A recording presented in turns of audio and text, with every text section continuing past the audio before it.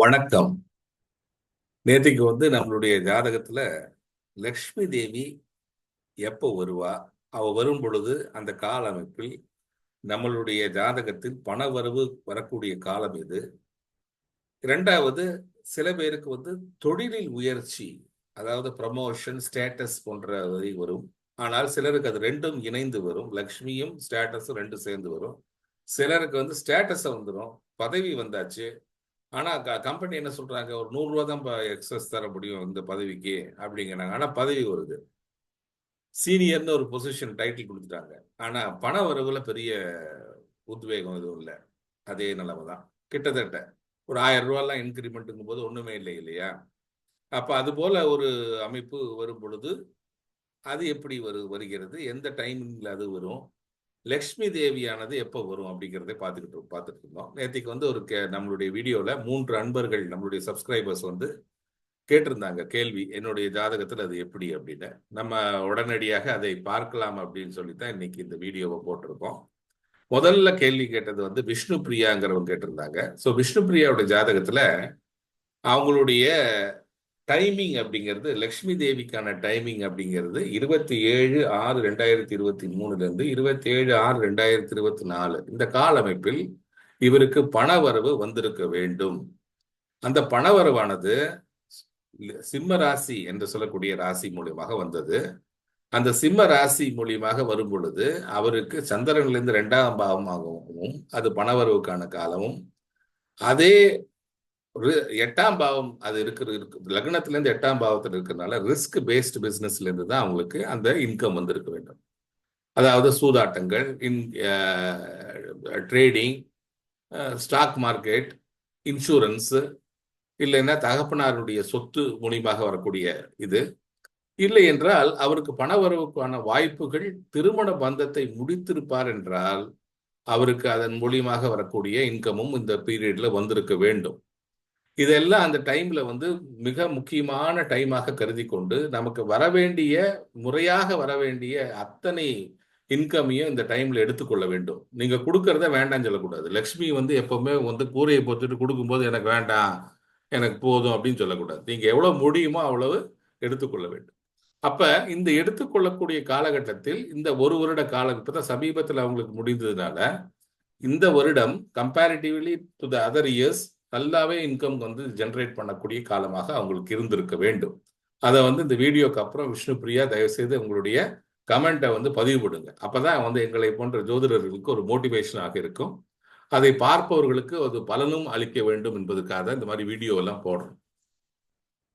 சரி, இனி அடுத்தது சரவணன் அப்படிங்கிறவர் கேட்டிருக்காரு. சரவணனுடைய ஜாதகத்துல அவருக்கு 2001 2009 கால அளவில் தான் வந்து போயிருக்கு. அப்போ அது ரொம்பவே அவருடைய வாழ்க்கையில அவருக்கு ரொம்ப சின்ன வயசா இருக்க காலத்தினால அதை பெருசா அனுபவிக்க முடியாது. அதுக்கப்புறம் பவர் எப்போ வரும் அப்படின்னு கேட்டீங்கன்னா 2031 இருந்து 31 ஆகஸ்ட்ல இருந்து 2038 வரைக்கும் தான் பவர் வருகிறது. அப்போ லக்ஷ்மி தேவி அது கூட வருவாளா அப்படின்னு கேட்டீங்கன்னா வரல. அப்போ உங்களுடைய ஜாதகத்துல லக்ஷ்மி தேவிக்கான வாய்ப்புகள் இந்த கால அமைப்பில் இல்லை என்பதுதான் ஜாதகத்திலிருந்து வரக்கூடிய உண்மை. அதாவது இந்த டைம்ல உங்களுக்கு காசு வந்திருக்குமாப்பா இந்த 2-3 வருஷத்துல, இல்லைன்னா வரக்கூடிய வருடங்கள்ல வருமா அப்படின்னு கேட்டீங்கன்னா ஆன்சர் இஸ் நோ. அப்ப நீங்க நார்மலா பினான்சியல் பிளானிங் பண்ணிக்கொள்ள வேண்டும்.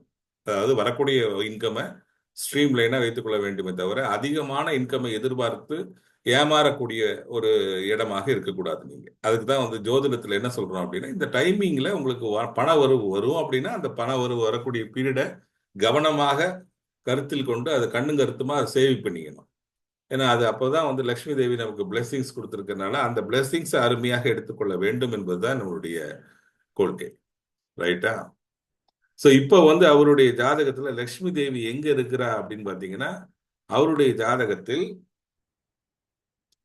லக்ஷ்மி தேவியானவள் எங்க இருக்கிற ஜாதகத்துல அப்படின்னு பாத்தீங்கன்னா, இப்போ அவங்களுடைய ஜாதகத்துல 7ஆம் பாவத்தில் இருக்காரு. அப்ப 7ஆம் பாவத்தில் இருக்கும் பொழுது உங்களுக்கு திருமணம் மூலியமாக வரக்கூடிய வருவாய் ஏதாவது இருந்தா அது இது பண்ணிக்கோங்க.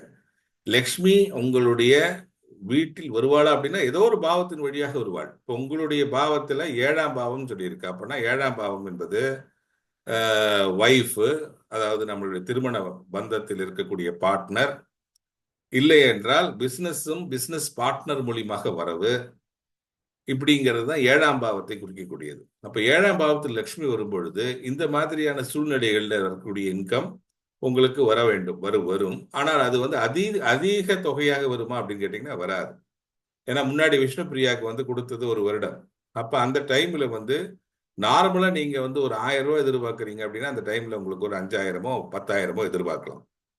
ஆனா 1000 எதிர்பார்த்து 1200 என்று சொல்வது லட்சுமி தேவிக்கான அறிகுறி இல்லை. புரியுதுங்களா நான் சொல்றது? லட்சுமி தேவி என்று சொன்னாலே உங்களுடைய ஜாதகத்தில் எவ்வளவு கொடுக்கப்பட்டதோ, நீங்க எதிர்பார்த்தது 1000, அவ உங்களுக்கு திருப்பி கொடுத்தது 1200 அப்படின்னா அது லட்சுமி தேவி கிடையாது.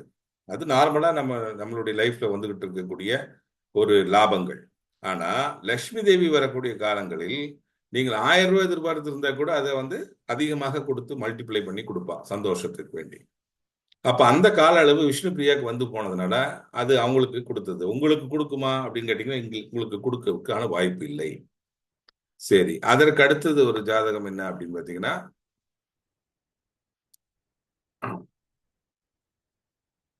செந்தில் ஆறுமுகம் அப்படிங்கிறவர் கேட்டிருக்காரு. செந்தில் ஆறுமுகம் உங்களுடைய ஜாதகத்துலையும் அதே மாதிரி நீங்க அவங்கவுங்க ஜாதகத்தை வந்து டிஸ்பிளேல வரும்போது கரெக்டா போட்டிருக்கேனான்னு பாருங்க. நான் தப்பா போட்டிருந்தேன்னா நீங்க உடனே அதை சுட்டி காட்ட வேண்டும்.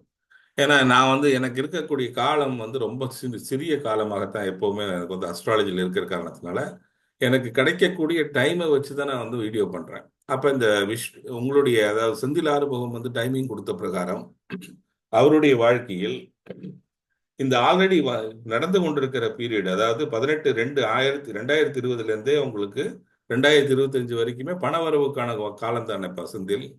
அப்ப அந்த டைம்ல வந்து பினான்சியல் பிளானிங் நன்றாக பண்ணிக்கொள்ள வேண்டுமே. இப்ப ஆல்ரெடி நடந்துகிட்டு இருக்குது, பினான்சியல் பிளானிங் நல்லா பண்ணிக்கோங்க. என்ன சார் நீங்க இப்படி சொல்றீங்க, ஆனா எனக்கு பெரிய லெவல்ல பெருசா வரலையே அப்படின்னா அதுவே ஒரு பெரிய பிளஸிங் அப்படின்னு அர்த்தம். அப்படின்னா என்ன அர்த்தம்? உங்களுக்கு 100 ரூபா தான் கொடுக்க வேண்டிய கட்டத்துல உங்களுக்கு 1000 ரூபாய் கொடுத்து ஹெல்ப் பண்றான் இந்த டைம்ல அப்படின்னு அர்த்தம். அப்ப இந்த டைமை வந்து பாசிட்டிவாக யூஸ் பண்ணிக்கொள்ள வேண்டும் இந்த 5 வருடம். அதற்கப்புறம் வரக்கூடிய 5 வருடம் உங்களுடைய தொழிலில் வரக்கூடிய ஸ்டேட்டஸ் முன்னேற்றத்தையும் காட்டுது. எப்போ? 2025 இருந்து 2035 வரைக்கும் 10 வருட காலம். என்னை மறந்துடாம இருப்பா அப்ப.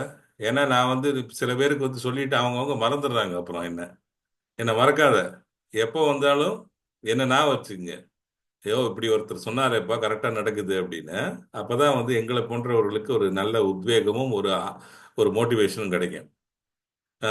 ஸோ அதையும் நீங்க கவனமாக பார்த்து, இந்த கால அமைப்பு பொதுவே வந்து செந்தில் ஆறுமுகத்துக்கு அருமையான பீரியடாக இருக்கிறது. எப்போ? 2020 இருந்து 2035 வரைக்கும் தொழில் ரீதியாக முன்னேற்றமும் பண வரவுக்கான காலமும் ரெண்டும் one by one after another வருது. அதை கரெக்டாக செயல்படுத்தி நன்றாக வாழுமாறு அறிவுறுத்துகிறேன். நன்றி, வணக்கம்.